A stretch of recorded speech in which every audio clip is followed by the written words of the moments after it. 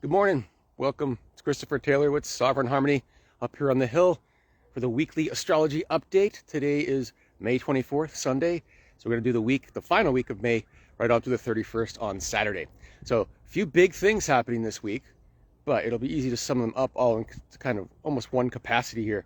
So the biggest thing, if you weren't aware, last night Saturn entered Aries. Okay, this happens once every 30 years or so.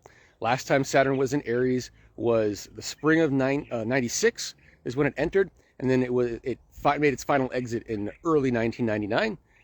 It dipped into Taurus for a bit in the summer of 98, so it was spring of 96 through early summer 98, all in Aries, back into Taurus for the summer of 98, and then it was in Aries from the fall of 98 into the end of the winter, like February 99, something like that. So, it doesn't happen every day, doesn't happen, more than a couple times in a lifetime typically as well. Now, we talked about Neptune entering Aries, right? So Saturn is going to join Neptune. I've been talking about this a million times. That's what my webinar was a Saturn-Neptune conjunction in Aries, which won't happen until February of 2026, but they will be in a 1-degree orb starting in June all the way through August. So for most of this summer of 2025, they will be setting up that relationship. That's basically a new rung of societal evolution, to put it lightly. Okay, so very big shift in energy that's happening here. And what Saturn in Aries has a lot to do with, especially this time around, is coming into our personal self-responsibility, our sovereignty, our ability to make strong boundaries around ourselves, to be less influenced by external forces, external voices, etc. So this is where we're called to come into over the next 3 years or so with Saturn in Aries. It'll be till about 2028. Okay, Neptune will continue in Aries till about 2039, I believe. Okay, but their initial relationship will set the stage here. And with that conjunction to Neptune, again, that has a lot to do with that societal evolution. And in Aries, it has to do with our evolution away from external authority to our more internally derived sovereignty. Okay, that's really the main theme. That's what I go over in that webinar. Again, if you're not on my YouTube channel, Christopher Taylor - Sovereign Harmony, subscribe. You can go back a couple videos. You're going to find that Saturn-Neptune webinar. And the theme of this new moon that's happening tomorrow at 6 degrees Gemini really is the first phase of ushering in what is coming over the many months here leading up until next late winter into the spring of 2026.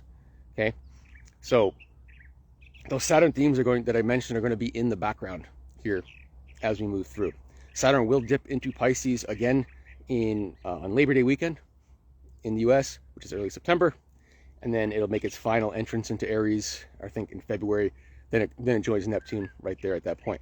Okay, so get ready to be more self-responsible. Okay, it's our responsibility to do what our soul came here to do. And that's that Neptune aspect of it. Okay, so on a personal level, we are being tasked to say, hey, I came here for this. Nothing's going to stop me, basically. So it's really taking on that responsibility. And nothing happens fast, even though the urgency feels fast with the Aries energy. The sense of doing it right, step by step, that really, really comes through with the Saturn and Aries. That's our challenge here, to take that energy, that essence of the energy, and to channel it into order in some ways, because that's going to create long-term ripples for the next 30 years. Okay, we can think back to the late 90s, think about, what did we start then that we've had to, how did we establish ourselves and who we were, and how did that ripple out over the last 30 years or so, and where are we at now? Are we a new person? Is there a new sense of who we are and what we came here to do? That's really the task that we have right now. Collectively, this has a lot to do with people, again, waking up from the idea of external sources of information and learning how to discern information. Look at multiple sources and say, this makes the most sense to me. Okay, not allowing a narrative to spill in and tell us what is. Okay, so that's a big part of that collective evolution. And so with this new moon tomorrow, again, 6 degrees Gemini, think of this as playing, warming up that space in early Gemini for the planet Uranus, which is going to enter Gemini in early July. That's not too far from now, just weeks from now. Because when Uranus enters Gemini, it's going to form a sextile to that conjunction between Saturn and Neptune in Aries, as well as forming a trine to Pluto in Aquarius. That Pluto in Aquarius will also be forming a sextile to that Saturn-Neptune conjunction. So think of it as this grand triangle between the outer planets, between Uranus and Gemini, Pluto in Aquarius, Neptune and Aries. And we have Saturn ushering in this triangle by joining Neptune at that center point, because Neptune is in the middle of Uranus and Pluto. And so Saturn is setting the stage, anchoring in these themes I've talked about again, switching to personal sovereignty when it comes to discerning information, taking responsibility for what we're here for. Not what we're taught we're here for by external sources, but what we know we're here for, connecting to our own our own sovereign connection to the all.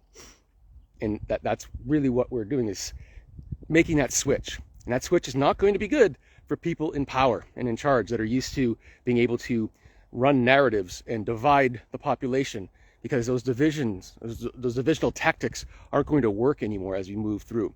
And we can already see that brewing and happening, okay? And this is why you see when it comes to mainstream media versus independent media. I talk all about this in my webinar. Okay, again, watch the webinar. We are seeing the transition from people going to independent sources, assessing different opinions, and coming up with their own conclusions, versus just sitting in front of CNN or Fox or whatever, MSNBC, and saying, this is what I believe, and you're the enemy because you believe something different, right? That's the divisional tactics. That's not going to have much weight, and we can see that in the ratings. Mainstream media their ratings are just dwindling. No matter what they try to do, how desperate they try to up their side and poke the other side, they shouldn't be on sides in the first place. And that's kind of part of what we're waking up to on an individual level, is that the media is supposed to be this medium between those in power and the little people, us, regular people. And instead they're serving as the voice of those in power, and then dividing us into groups so we can fight each other and blame each other for what they're creating. We're waking up to this. And that's really part of the societal evolution. Okay, so think of this new moon, again, tomorrow, 6 degrees Gemini, as the initial foundation of this energy that's coming in. This energy is not going to come in all at once. It's so much, it's so big, it's going to take months. And then when we get to late winter, early spring of 2026, we'll be at a point where the tides have turned. Here, the tides are in the process of turning. And this new moon is kind of the beginning of that. Okay? And so just look at that. Look at the world in those terms, in that perspective, and you'll understand what's happening right now. That the mainstream media is getting very desperate to push narratives at this point because they're not working. And the way to respond to that is do it harder, repeat what I call low value information versus high value information. So the media is all about putting out low value information, and we're evolving into a place where we're individually discerning between high value information. In other words, data, numbers. Show me the numbers. Okay, show me the video. The video is the truth. Saying that it's not the truth is the low value information. Just because you say it over and over again, and you say, hate that person, that isn't true. Hate that person, that isn't true. Hate that person, that isn't true. From a sovereign individual perspective, you say that information is high value, your information is low value, therefore that's true. That's it. Doesn't matter what you think of someone, it's what you think of the information. Okay, again, webinar, I go all over this transition. Okay, highly urge that you watch that. The final thing that will happen this week on Thursday the 29th is what's called the superior conjunction between Mercury and the Sun. So we know Mercury goes retrograde 3 times a year. It'll make a conjunction with the Sun when it's halfway through its retrograde. That's called the inferior conjunction. And then it'll make a conjunction with the Sun when it's halfway between retrogrades. That's the superior conjunction. Okay, so our inferior conjunction for this cycle, because you can think of it as one cycle, okay, and it's, when the inferior conjunction, you can think that as a new moon. Think of the superior conjunction as the full moon phase. So the new moon phase, or the inferior conjunction in this cycle, happened on March 24th.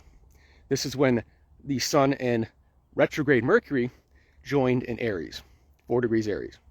Now, Mercury's been direct fast moving. It's joining the sun now at 9 degrees Gemini on Thursday the 29th. Okay, and so we're culminating the seeds we planted back in late March. And we planted those seeds in Aries, which is, again, that new energy, just like we have Saturn entering Aries last night, joining Neptune and Aries, starting out this societal evolution. So we really are at a crossroads here. And it was at a time when both Venus and Mercury were retrograde, coming back from Aries into Pisces, right? And so it was that sense of the final release before the new. So what seeds did we plant while we were kind of pulling back that soil back in late March? What seeds did we plant for the new? Because that's culminating this week in Gemini, in the same sign, 3 days later, after this new moon in Gemini is forming this foundational energy for what's coming in over the many months as we shift on a societal level to more sovereignty. So it's a big week. So think about what you planted back in late March. Think what we planted as a society back in late March. That's what's coming in here. We're starting to see this mega shift, something that those in power aren't going to be able to stop, aren't going to be able to narrative their way out of. It's big stuff. Gemini has to do with information, So there's a sense of, we're finally at a tipping point where the majority of people are getting pieces of perspectives, independent perspectives of what's going on, and using that for discernment rather than just sitting in front of a TV and having the narrative poured on them, and then joining a team. Which side are you on? That those in power tell us we have to pick, which side that we're on and hate the other side. That's ending here. And this week symbolizes the beginning of that turn from the minority to the majority in that place. So thank you for joining me. Again, Sunday, May 24th, Christopher Taylor, Sovereign Harmony. Go to Christopher Taylor Sovereign Harmony on YouTube. Watch my webinar on Saturn-Neptune conjunction. Also, if you subscribe to my channel, you will get, early this week, I'm going to talk about the June update. I do monthly updates on YouTube, going over what's happening. Some big stuff happening in June. So do tune in, do subscribe, and then that will be coming out probably Monday or Tuesday, tomorrow or Tuesday. And other than that, enjoy your week, enjoy your Sunday, and we'll see you next time.